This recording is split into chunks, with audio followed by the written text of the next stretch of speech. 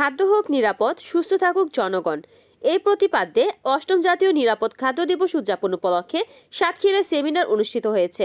বাংলাদেশ নিরাপদ খাদ্য কর্তৃপক্ষ সাতক্ষীরা জেলা শাখার আয়োজনে রবিবার সকালে সাতক্ষীরা জেলা প্রশাসকের সম্মেলন কক্ষে নিরাপদ খাদ্য বিষয়ক সেমিনারে সভাপতিত্ব করেন সাতক্ষীরা জেলা প্রশাসক মোস্তাক আহমেদ। জেলা নিরাপদ খাদ্য কর্মকর্তা দীপঙ্কর দত্তর সঞ্চালনায় এ সময় উপস্থিত ছিলেন অতিরিক্ত জেলা প্রশাসক রিপন বিশ্বাস, সাতক্ষীরা জেলা জামায়াতের আমির উপাধ্যক্ষ শহীদুল ইসলাম মুকুল, জেলা জামায়াতের সেক্রেটারি মাওলানা আজিজুর রহমান, খামারবাড়ির উপপরিচালক কৃষিবিদ সাইফুল ইসলাম সহ আরো অনেকে। আমার বাবা একজন শিক্ষক ছিলেন, এমপিও তো হয়নি মনে হয়, এমপিও তো অনেক পরে, বা যাই হোক পেনশনের সিস্টেম ছিল নাকি আমার 3টা ছেলে 2টা মেয়ে, ওরা কোথায় থাকবে? এই দায়িত্ব কিন্তু আসলে বেশি বংশধর।